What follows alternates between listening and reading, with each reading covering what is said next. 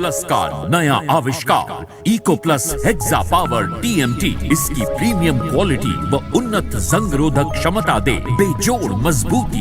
Eco plus cement और steel, इस पर है देश को भरोसा।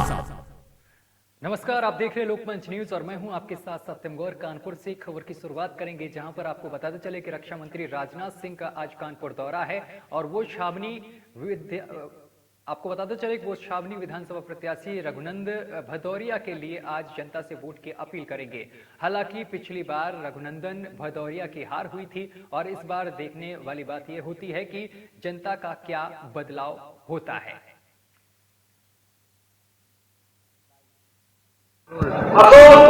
आज कानपुर में केंद्रीय मंत्री राजनाथ सिंह का दौरा है। कानपुर के छावनी विधानसभा में जो विधायक प्रत्याशी हैं रघुनंदन भदौरिया जी, उनके लिए आज जनसभा लगाई गई है और लोगों से वोट की अपील की जाएगी। हालांकि आपको बता दें कि पिछली बार रघुनंदन भदौरिया की हार हुई थी। इस बार देखना है कि जो यहाँ पर जो 20 तारीख को जो चुनाव होने हैं उसमें क्या फर्क होना है। बता दें आपको कि छावनी विधानसभा में काफी टक्कर की फाइट हो सकती है और राजनाथ सिंह को आने से यहाँ पर बहुत ही उनके लिए एक लाभदायक होगा। अब तो ये पता चलेगा कि आने वाले 20 तारीख के चुनाव में और जब उसमें 10 तारीख को जब निर्णय निकलेगा उसमें आपको साफ पता चलेगा कि किसकी जीतेगा। कानपुर से मुकेश गौतम, लोकमत न्यूज।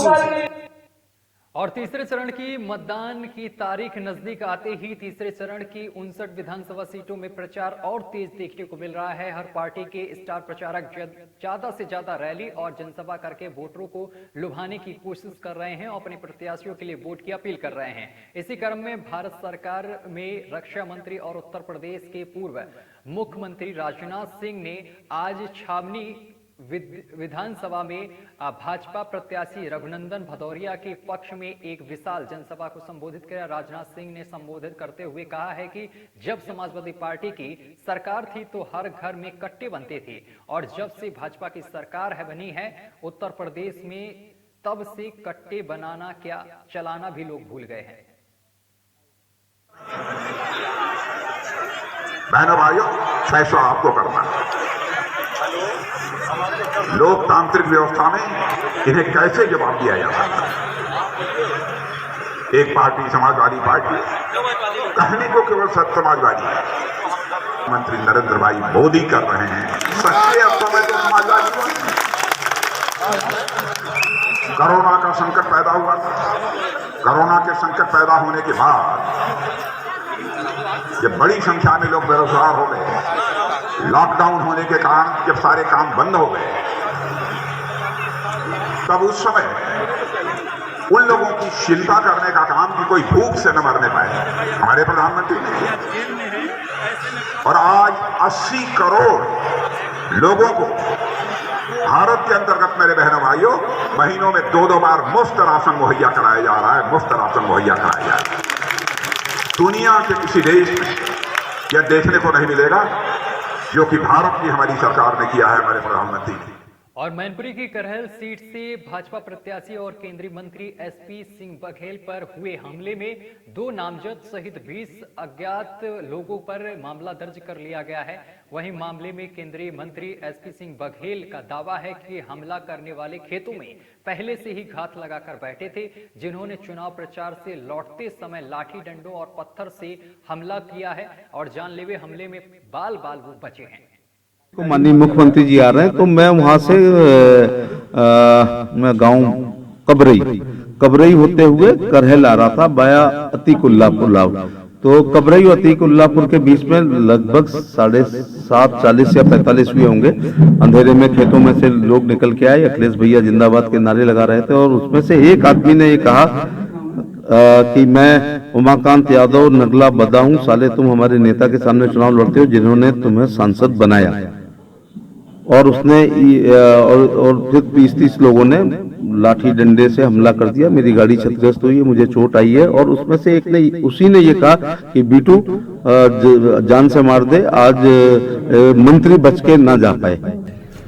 आज शाम लगभग 7:45 पर माननीय मंत्री जी जो करहल विधानसभा से प्रत्याशी भी हैं, कबरई से अतीकुल्लापुर की तरफ अपने काफले के साथ आ रहे थे तभी रास्ते में अतीकुल्लापुर के नज़दीक कुछ लोगों ने काफिले पर जो है डंडे और पत्थर से हमलावर हुए और मौके पर सूचना मिलने पर सीओ करहल और इंस्पेक्टर करहल मौके पर गए।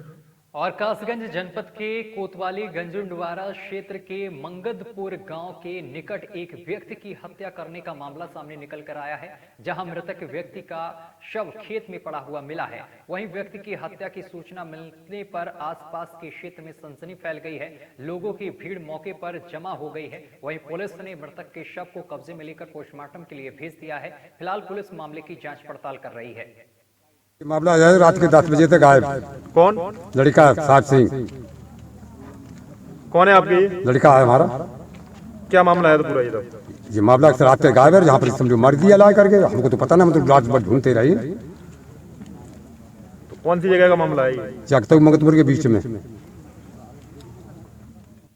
लखीमपुर खीरी में 23 फरवरी को चौथे चरण में होने वाले विधानसभा चुनाव को लेकर समाजवादी पार्टी की तैयारियां जोरों पर चल रही हैं और इसी के लिए 140 विधानसभा क्षेत्र में समाजवादी पार्टी के बूथ कार्यकर्ता सम्मेलन का आयोजन किया गया है, जिसमें पूर्व सांसद रवि प्रकाश वर्मा, जिला अध्यक्ष रामपाल यादव और प्रदेश कार्यकारिणी सदस्य रेहान खान ने हजारों की संख्या में कार्यकर्ता पहुंचकर चुनाव लड़ने की रणनीति बनाई है। इस दौरान प्रदेश कार्यकारिणी सदस्य रेहान खान ने भाजपा सरकार पर निशाना साधते हुए भाजपा को भ्रष्टाचारी और जुमलेबाज सरकार कहा है।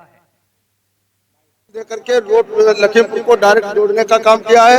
यह परसिया घाट एक पड़ोस में पड़ता है, जहाँ पे मतलब आने जाने के लिए 20-22 गाँव को कोई रास्ता नहीं था, उसके ऊपर पुल दे करके एक उनको आने जाने का रास्ता देने का काम किया है। और एक श्रीनगर गांव के सामने खाम्भी, बड़ी खाम्भी, छोटी खाम्भी और बड़ा गांव बसा, ऐसे दर्जनों गांव को मैंने जोड़ने का काम किया है। और जहां पे कोई आने जाने का रास्ता नहीं था, 2012 का मैं चुनाव जब लड़ रहा था, मैंने देखा कि बहुत से ऐसे गांव जहां मतलब आने जाने का कोई रास्ता नहीं है और आज तक मतलब आजादी के बाद से मतलब अभी तक वो गांव नहीं जुड़ पाए थे। 8 की 8 विधानसभा के अंदर जा करके हर प्रत्याशी से मिल करके गांव-गांव में जाकर के उनके मनों की बात जान रहा हूं जनता के।